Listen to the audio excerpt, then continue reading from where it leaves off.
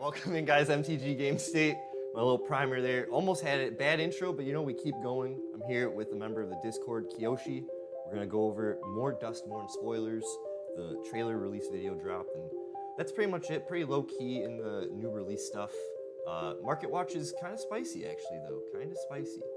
So stick around. Let's get it going. All right, welcome in, Kiyoshi. How are you doing, dude? Good. I do have some cards on my radar from Duskmourn. You do? Okay. Yeah.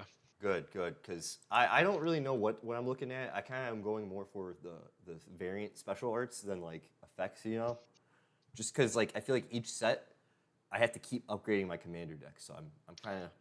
Yeah, that's really what I do. So I screenshot on my phone things that are coming out that I need for specific decks. So like when Head Shredder was released or revealed or whatever, that one, as soon as I saw that, I was like, man, Mesmeric Orb is going to spike. Anything that mills things is going to spike. Yeah, Mothman yeah. is going to spike. There's going to be like all this stuff that's going to spike for it. And I'm going to throw that in Muldrotha. I just don't know what I'm going to cut. Well, we'll get There's a into couple it. others that I'm interested in, yeah. Real quick, I just want to take a quick 2 minutes. I don't know if you'll be able to hear in the Discord, but I think you should. I want to watch the trailer. We've been getting into the trailer releases here. I just want to get all of our first initial thoughts, what we're thinking here. A lot of Stranger Things vibes, in my opinion. That's what I said when I saw it. This is a great spot. It's kind of dark. Yeah, like, or like Stranger Things, campy 70s horror, or like 80s vibes. I don't know how I feel about Tamio's kid being a new character. What are you drawing, sweetie? But whatever, you know, I'll take it. I didn't even know that was a thing. Yeah, I think they borrowed really well from a bunch of genres. Like I feel like they stole some stuff from like Michael Jackson's Thriller. They definitely took inspiration from Stranger Things. They took inspiration from Ghostbusters, The Ring. I mean, it's really obvious reference stuff. They weren't like shy about it. Looking for Tamio's no. with all her memories and stories. Well, as you're saying it, I'm like seeing what you're saying as I'm watching this video. It's kind of funny. I'm gonna get it back. Like I see like Ghostbusters. I even see like, cause he's a rat, maybe some TMNT vibes for the 80s hit. This way it looks less Yeah, horrifying. he has a backpack on him. I'm Yeah, it's for exactly. ghost catching. Right through the Graham Count. This reminds me of Goosebumps intros. I don't know why. Did you hear that? Yeah. Kind of a weird trailer. The Magic trailers are always like different. This one, I feel like it's less epic since it's spooky vibes, but Yeah. My favorite one was War of the Spark when Liliana is going against Bolus and Gideon goes to dust for her. dude, same. I that's where my mind goes every With time. the I think of Linkin Magic. Park. Yes. Yeah, with the Linkin Park in the back. Yes. We don't got music on this one. We don't got any artists. What?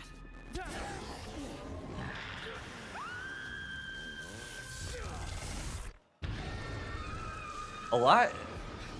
I don't know. I keep seeing like Shining vibes, but also like just too many things to think of, you know. Let's do this. I think it's hard for them to do horror I'm without gonna make it blood out of here. and So if this is working, like anyone gore, seeing this, so they have to please send rely help. on different things because they still need to, I guess, market to kids. Yeah. And they can't make a trailer with that. Like scary movies usually have like murder and other stuff, and I mean, I guess there's murder in Magic, but you're not really seeing it like you used to back in the day with the old art. Yeah, I'd say all fantasy in general has toned down a lot of the gore and stuff from where it all first started. Especially, it doesn't feel like a metal song anymore, you know. Yeah. All right, and with that was the trailer. I thought that was okay, to be honest. In my opinion, mid compared to all the other ones. I like when there's like an epic storyline. But hey, I love Duskmourn. I've been really hyped for it. We're just gonna jump into the spoilers. It just is what it is. I'm not gonna let artistic direction of the video get me down, you know. Congrats to everyone who worked on that. But moving on, yeah, dude. I mean, there's too much to talk about. Meat Hook Massacre 2 is just hilarious and unexpected. They didn't even need to do that to us, but they did. I would only reanimate that in Anarchia. I wouldn't even cast it. You would dump it in grave and then cast. I would dump it in the grave and take it for free, because at that point you're doing 4 black pips and then you need X one more just for it to enter. So it's 5 mana to make someone sack, and then you get this effect, and it's just okay. If you cheat it out, it's pretty good. You get value. I didn't see this in the. I watched on the Twitch live. They do like the preview release video where they talk about the mechanics, and they have developers of the set talk about their like what they input and stuff. I don't remember them talking about Meat Hook Massacre 2. I just remember hearing about it in the ethers of like, comments and shit. And now I'm seeing it. I'm like, it's real. I think the OG is still better. Yeah. The life gain and the life loss that you get from creatures dying is because what they're giving you on that, and this is what I realized, cards that give you options, like your opponents. If you're giving your opponents options, they're gonna give you the worst options. So they won't. Maybe they'll pay the 3 life once to give you something crappy, or they won't to give you like a elf or something that doesn't do anything for whatever reason, but it died. But if it's something huge, yeah, with 40 life, they're gonna pay the life and be like, they're not gonna give you any value out of it. Is my point. No, I agree. Yeah, I mean it's a big cost with the 2 X's. I think it does have big value, and we all get excited seeing it. But compared to the first one, yeah, it's like a lot of resources. It's just kind of funny to do. And if you have an extra Meat Hook, why not make it the second one, right? Yeah, I think if it had 3 pips and it was XX, it'd be okay. Because at that point, you're paying 5, and I think paying 5 to make everyone sack a creature is okay. Because if you think about it, Phyrexian Portal is a 9 CMC artifact, and when it enters, every opponent has to sacrifice 3 creatures. But this even makes you sacrifice a creature, or however many creatures. Yeah, unless you need that payoff, it could be bad, yeah. Right, so it's like 4, 5, 6, 7, 8, 9, 10. So if you want everyone to kill 3 creatures, including yourself, which is a negative, but it can be a positive, you have to pay 10. But if you play Phyrexian Portal, everyone sacks 3 creatures, and you get to res with it. So I think it's just overcosted. Yeah, I like your direction. Just this wants to be dumped in the grave and then replayed as a joke almost, just so you get the other 2 effects. Maybe it doesn't want to be cast, Yeah, if you can cheat it out, you're winning. Yeah. It's gotta hurt you too. It's the Meat Hook Massacre too, Yeah. Another bomb, just because it's right here. This freaked everybody out. The rooms are new mechanics. So room is basically, you could cast this for either side, and then later on in the game, unlock the side you didn't cast by paying the mana cost. So it's kind of similar to like leveling up in a way. It's an enchantment. This set is heavy enchantment, honestly. When you unlock this door for the first half, create a token that's a copy of target creature you control, except it's a reflection of additional other types. And then the part that matters, if a triggered ability of a permanent you control triggers, that ability triggers an additional time. So I guess it's Panharmonicon in blue. Yeah, or Yarok. Yarok might want this. Oh. I mean, 7 is a lot, but whatever. I used to have a Yarok deck and I ripped it apart because it was very linear, but this would do well because it's like Yarok doubles, then Panharmonicon doubles, then this would double. At that point, you'd probably have enough mana to cast it. The first part's actually pretty cool because you can copy anything that you control, which is okay. So in limited, I would say in draft or whatever, if you're drafting Bloomburrow or Standard, you're probably only playing the first half of this card anyway. Because late game, I mean, I guess if you have nothing else to do, you can spend 7 mana and then what? Wait for something to trigger? I saw in an article during my research, but we're not going to highlight it. I didn't think it was like really worth going into too much. It's just they're saying this might be good in red and blue stuff, just because of that second ability. But I don't really know what format. I think they're just saying Commander. This will just be really goofy for red-blue decks. Yeah, I can see it. For example, if you're playing Gershon, I forget the guy's name, the Tyrannid that does 2 damage if you only do 1, that can make him trigger again. So every time you ping anything for 1, it now deals 5 damage instead of 3. Oh my god. All right, moving on. I wanted you to look at these enchantment creatures. Anything catching your eye? Anything you wanted to add? I know we're going to be getting to your deck tech in the next segment, but just wanted to see what you're thinking. The green Overlord, I would want that in Anathea. That's really good.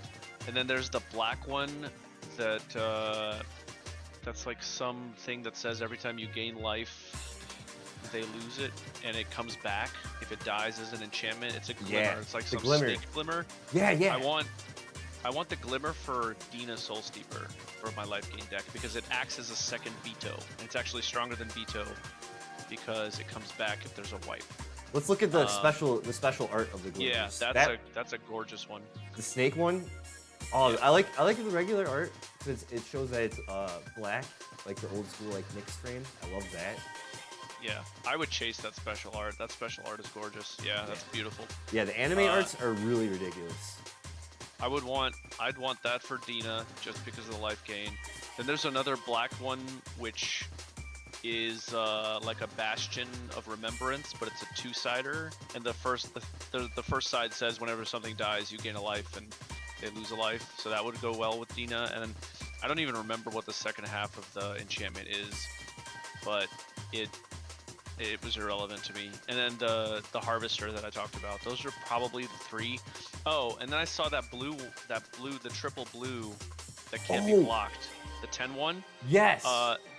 That's going straight into Ana 1. Does that have a special art or 7, 8, 9? Oh, this is the showcase or the special guests. These are pretty cool. Yeah, the Phantasmal image is pretty cool. The Expropriate is pretty cool. They finally reprinted Sacrifice, which is like amazing because I have a third.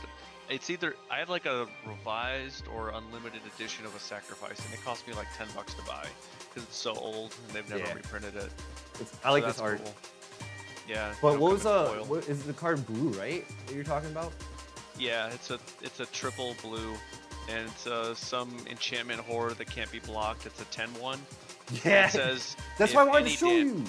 There it is, and it says if a source I control would deal damage, prevent it, and each opponent mills that many cards. So I have the Haunted Aberration or whatever. That's a blue-black that says when you cast a spell, everyone mills until they mill a land in Ana 1. And so if you hit someone with that thing and it's doing like 30 damage, it'll make everyone mill 30. I wanted to see what you were going to think of this card, dude. Because I would run it. What do you think of with Thassa's Oracle? You think this is going to be a hit for Thassa's Oracle?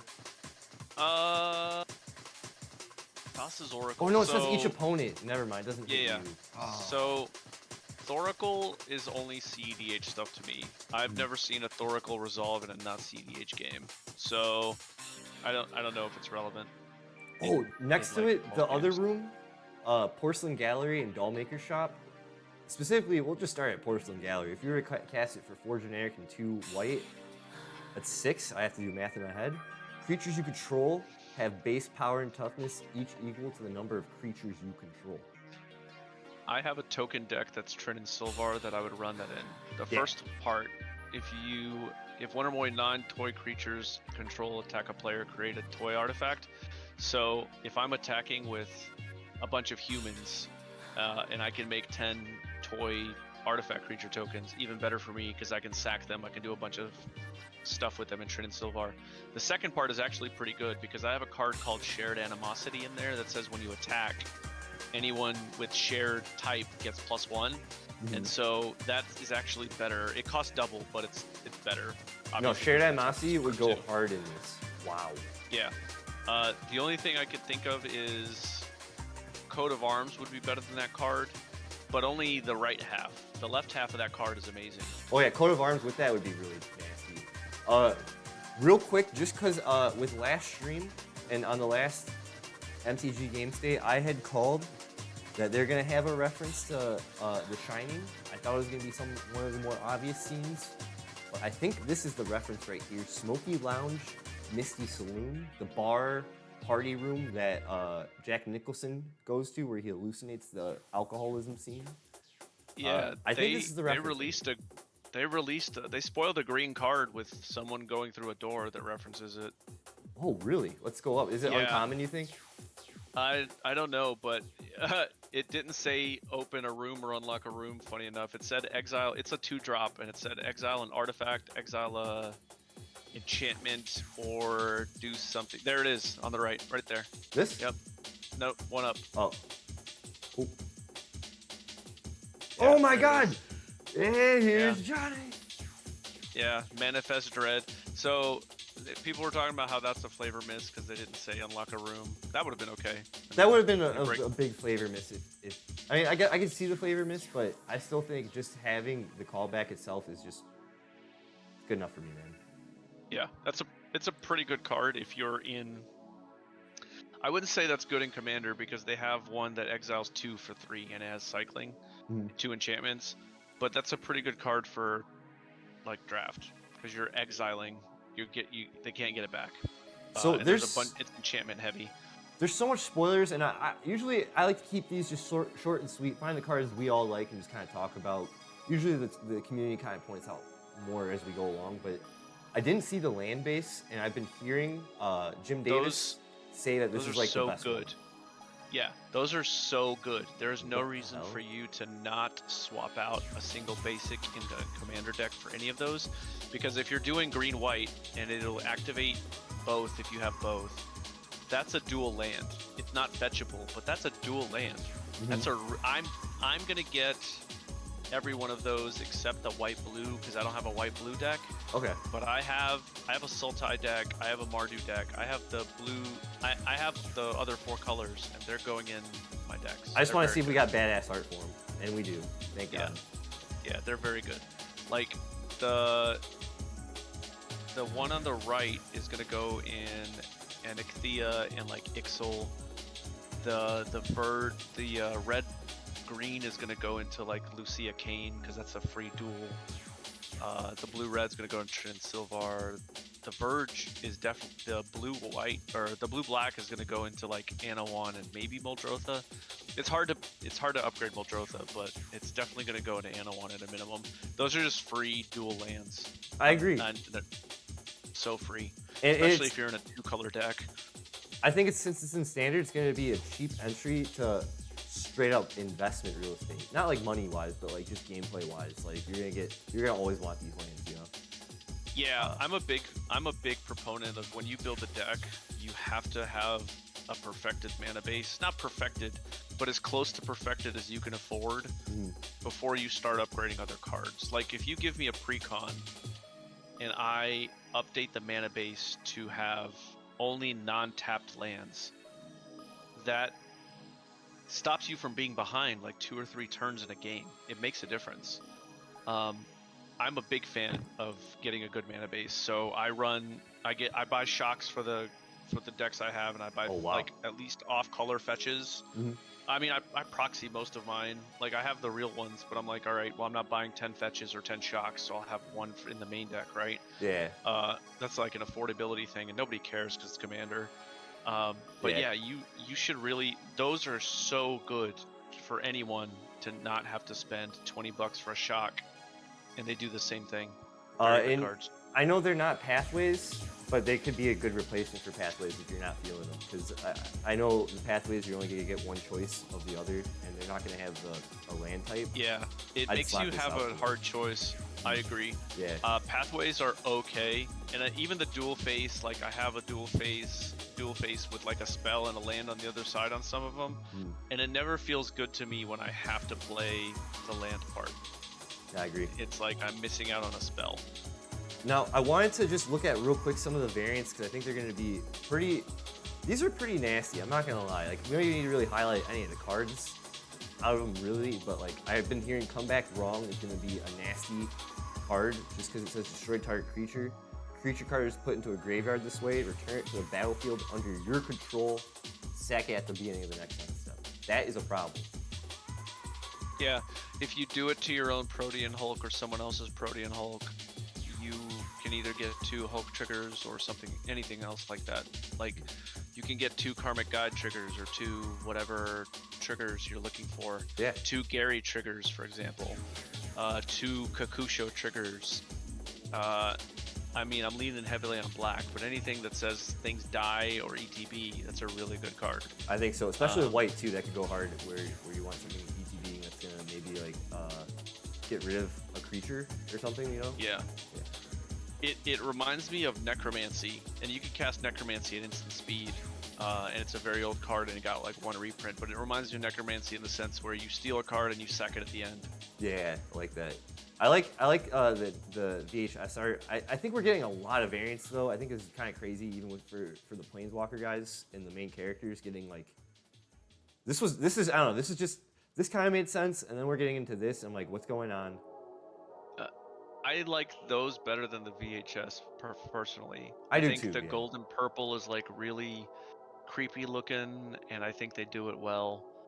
Tyvar looks those boss. are those are like cool arts.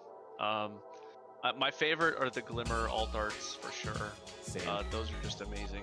Valgavoth in this, I think this is gonna be like raised like ink foil or something. Oh, This cool. looks badass. Yeah, he's gonna go into every Kalia deck ever. These are spooky, dude. Yeah, And he's gonna go in there. It's gonna be real good too. he has Kalia flying, attacks. lifelink, ward, sack 3 non-land permanents. If a card you didn't control will be put into an opponent's graveyard from anywhere, exile it. Already mean. Meaner Shieldred, in my opinion. During your turn, you may play cards exiled with this card. If you cast a spell this way, pay life equal to its mana value rather than its cost. So it's a Bolas Citadel Shieldred. Yeah, and that's why it has lifelink, so you can do stupid stuff with that. That's me. Yeah, Kalia's gonna love that deck. Love that card. And then last, just real quick, I know Doomsday Excruciator is nasty, but the horror art of the last like thing you see before you die, I thought was the most smartest card design anyone could ever thought of. Like, it just, I can't believe we didn't get that on Innistrad, but this makes sense too. The green one's my favorite, Hauntwood Shrieker. It's a pretty good card too. I might Yeah. get him. It's a good card. The thing that really alerts me is the one beside it, the red version, the Screaming Nemesis. Whenever it deals damage it deals that much damage to any other target. If a player is dealt damage this way, they can't gain life for the rest of the game. That is a problem.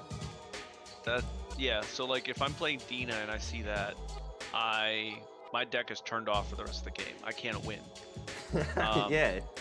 So that's the only deck though, but any other deck that like you can't gain life. I think it's an interesting precedent where you say for the rest of the game you can't do a thing. Even if you get rid of them, it still counts, right? Yeah, for the rest of the game. It's That a is trigger, mean. and it's very strong, and it has haste, and it's a 4-drop, so you're forced to block it. And if they, let's see, when it deals damage, it deals that much to any other target. If a player is dealt damage this way, so even if it's blocked, right? Whenever it deals damage, if it deals that much damage to any other target. So You could that means lightning if I bolt it. block, right? That's true. That's the only way. You have to direct damage it, because even if you block with a creature, when it takes damage, it'll damage you, and you can't gain life for the rest of the game.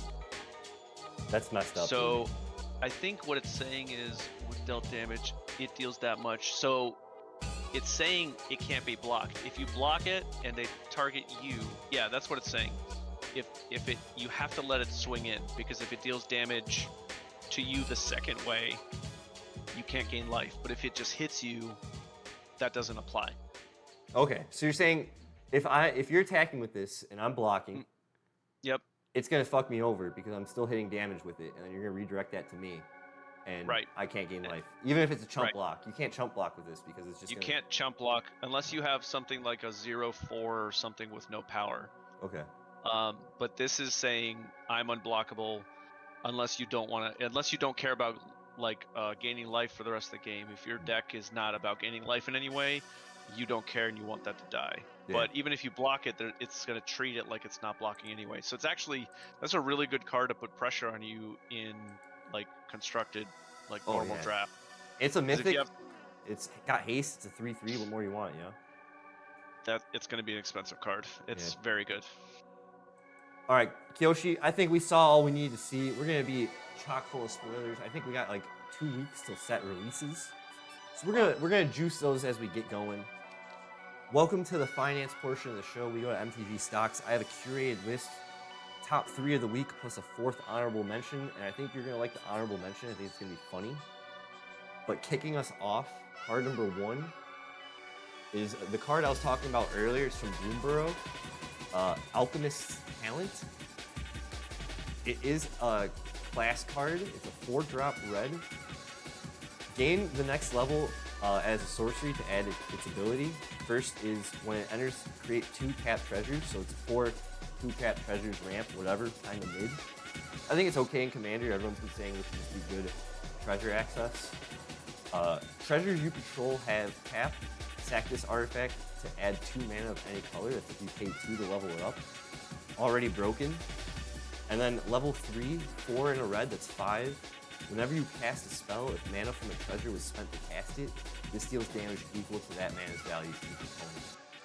I'm seeing average listing $29.95 on TCG Player. Market's buying from there for $14.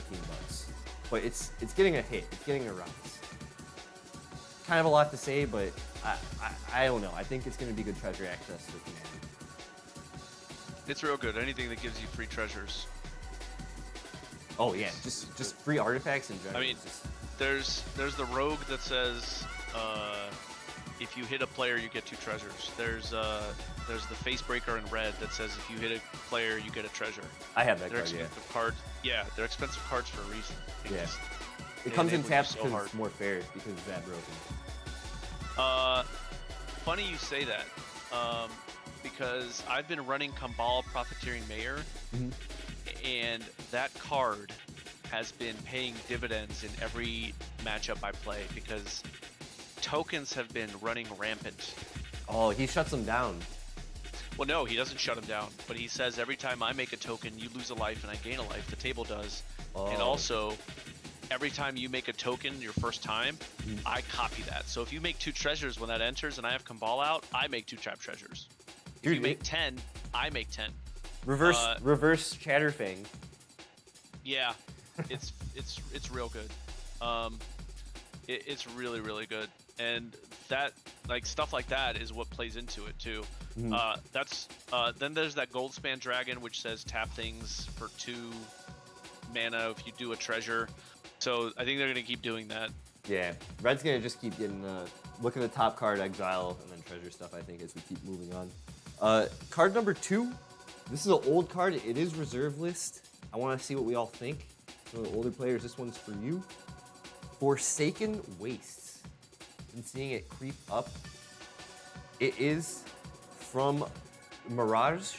So again, it will never be reprinted. Do your own research on what the reserve list is, guys. It's a 3-drop. It's an enchantment. Players can't gain life. At the beginning of each player's upkeep, that player loses 1 life. Whenever Forsaken Wastes becomes the target of a spell, that player's controller loses 5 life. It is it heated up back in 2021, probably just because it was reserve list and that was the time people were buying up reserve list cards. But we're cooled down. We're seeing average listing on TCG Player. They're getting ahead of it, $19.99, but people are still buying at $8. And even here, we're seeing average listing $7, market buying at $5. So kind of new old information going on with this card. I think it's just interesting. It's not like, I don't think it's gonna be too crazy in Commander. Usually when people do reserve list specs or anything, it's either for some groundbreaking format change or they think it will be. It usually never is. It's just got that reserve list title. I think this is just one of those culprits, you know? Not really doing much for me. It's not doing much for me either. There's plenty of cards that have been printed after this that say the same thing. Players can't gain life. In red, in black and red. You know, we just saw that creature that does the same thing. It's okay. You can get a 2-drop creature that does the same thing. Right, 1 life. exactly. It's an okay enchantment. I think if you're going to be able to recur it to make people, get punished. I think if you're doing a group slug deck and you want to include that, if you're doing like Belb, like if you throw that in Belb, or if you throw it in one of those Rakdos guys that you can't cast him unless people lost life, and he costs 1 less for each life everyone's lost that turn. Mhm. Stuff like that. This would work in that, in niche situations. Overall, not great, but Yeah. yeah, in certain situations. I mean, in Belb, in your main fate, you automatically get 6 mana on your turn. Pretty good. Just cheap reserve list card, you know. Yeah. Moving on, card numbers, and it does have a World Championships deck reprint, whatever, move on. But the card Kyoshi number 3, I know you're gonna like. I know you already own it because I've seen the deck list. It's Opalescence, come on. Oh, yeah, I actually so I logged into, I went to MTG stocks when you started, and I saw Opalescence went to 55, and I Yeah. saw Parallax Tide also went to like 30, Hey, which I hey, own hey, both. spoilers. Okay. Oh, That was I the did- secret. That was a secret 5th card. Usually we only do 4. I had a secret 5th, and it is on the list. I can show you. I had it. No, I believe it. So It's- yeah, I bought, and I can prove it too. I bought Opalescence. Okay, so I bought Enixthea like 2 months ago because I like to wait for commanders to be out like 6 to 9 months. Real and it quick, cools off. let's introduce everyone to it though before you pop off. It's a 2-drop, okay. it's a 4-drop, it's an enchantment. Each other non-aura enchantment is a creature in addition to its other types. Has power and base toughness equal to its mana value. Kind of switches things around, but helps for what Kyoshi's talking about. His Kyoshi. Yeah. So I bought Enixthea like 2 months ago, and in June, maybe more. In June, I bought Opalescence off eBay for $10 and like 39 cents shipped to my house. Because I was like, I need it in Enixthea. So I did the Parallax Wave, which is the creature one, and I did the Opalescence, and I was like, I'm just gonna throw it in Enixthea. It'll be my 1 infinite. I don't have any way to tutor it, and then because it gives you, and I'll walk through it with the deck tech, but it gives you the ability to do infinite ETBs, which potentially gives you infinite card draw. Whoa. And it wipes the board and all this other stuff. So, and it lets you not let your opponents have creatures for the rest of the game, pretty much, unless they have an answer. And the finance side for it, just real quick, this is gonna be good news for you, Kyoshi. This is kind of a week out, maybe a couple weeks out on the little bars here. But current market average listing on TCG Player, people are trying to list it for $55, but market's buying at $22. It's reserve list as well, and if it's going to be used in things like recursion and enchantment creatures matter stuff, like you're saying, it's going to have to be at least a $50 card, like the other reserve list card that returns enchantments to the battlefield and stuff. Yeah. I think it has to just match that price. Yeah. I don't plan on letting mine go. Usually when I buy stuff, it's for decks and I play them, and unless I'm ripping apart a deck, which I rarely do, so I'm keeping mine. But I mean, it's nice to know that if I ever wanted to get rid of it, it's like a $50 card now. Cool. And if you could try to sell it, you might as well try to hit for $55. But there's a cheap, low-cost entry for my Commander players. The World Championship decks. If you could find a single of it, it's $5. Not turn. I'm a big fan of those. Huge fan of those. I know they have different card backs, but hey, do your own research. Now, real quick, since you brought it up, though, we gotta talk about it since that was the secret spoiler card. Parallax Tide. I believe it's only getting good just because it's enchantment. It's 4-drop, 2 and 2 blue. It has fading 5, which means as it enters, it has 5 fading counters on it. At the beginning of your upkeep, remove a fade counter on it. If you can't, sack the enchantment. Remove a fade counter from Parallax Tide is an ability it has, and you can exile a land. And then when this leaves, each player returns the lands that they had exiled back. So you could technically proliferate on this and kind of just keep fucking over your opponents is where I'm getting at this. I'm seeing Market was trying to list this on TCG Player for $27. The average listing is realistically at 5. It's not reserve list, but it is from Nemesis, which is an old set. Yeah. So the other one is Parallax Wave, which is the creature version. They're all from Nemesis. And I use this card. Originally, the thought was to use this card in Muldrotha with like Dreamtide Whale and some other proliferate spells to just steal everyone's fucking lands so they can't do anything and kill them all. Oh, Parallax Wave is getting pricey too, though. Yes. The interesting thing is this. With Opalescence and Parallax Wave, you can remove creatures, and while that's on the stack, remove itself when Opalescence is out and blink it, and then the other creatures stay exiled forever. It's like a fiend hunter. That is so mean. Yeah, that's why it's a combo with Opalescence. If people see Opalescence in the deck, they're like, oh god. And I'm like, yeah, but I don't have ways to search it. So Oh my god. there's certain things you can do the same thing with Parallax Wave or Parallax Tide. Now the difference is here, you have to be in blue to make it a creature to blink it. Yeah. So what you can do is you can exile everyone's lands. But in Muldrotha, if I was gonna play that, I would do something with like I destroy it before the resolutions happen, and that way the lands are exiled permanently. But the beautiful thing about Parallax Tide in a recursion deck is that I can remove my own lands from the game at the end of someone's turn or in the middle of my turn, get rid of Parallax Tide, recast it, and technically make infinite mana if I can blink Muldrotha. Oh my god, yeah, which I can do. Find a way of blinking with Parallax Tide by doing the little opalescence thing you're saying. Is that what you're trying to say? Yeah, in a different way because it's not white. White isn't in Muldrotha, but there's a bunch. So I opted to do Tangle Wire instead of Parallax Wave, which you've seen. That is so mean. Oh my god, Tangle Wire. Let's not talk about it. I'm having flashbacks. We're gonna move on. That was the secret 5th card, guys, and we had a secret 6th card. It's gonna be funny timestamp. But moving on to the 4th honorable mention of the week. Yoshi, I don't know what you think about this card. Kill Switch. Artifact, it's a 3-drop. Pay 2, tap all other artifacts. They don't untap during the controller's untap steps for as long as this remains tapped. It is creeping the fuck up. People are trying to list this for 27 bucks. Or sorry, people are trying to list this for $8, but it's realistically a $3 card. I'd pay the $8 for that card. I think it'd be funny to tap someone's treasures and just making, or even their food. Yeah, I'd pay the $8 for that card because artifacts, a lot of tokens are artifacts. And so some things like foods you don't have to tap, I don't think, and clues you don't have to tap, but treasures you do have to tap. Yes. And other things you do have to tap in order to use them. This is, I want to say, a collector oof effect that's a little more expensive and a little more telegraphed, but I think it's worth it if you're not in green. Oh yeah, 100%. I'd pay $8 for that card, especially if I knew that I was in a meta that is artifact heavy.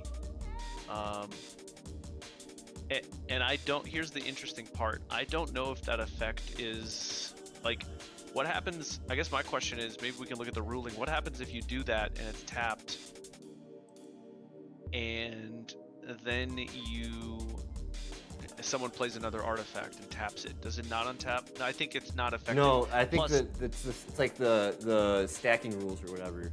Not the stack, right. but you know what I'm saying? The timestamp rules, yeah. Yeah. And I realize now that it's gonna untap every turn anyway, so you can just redo it. So it's a 2-mana tax to fuck your opponents every turn.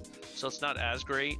But there's blue cards that say like, I mean, I think there's better cards in like specific blue or green that say all artifacts have upkeep, pay 2, or sacrifice it.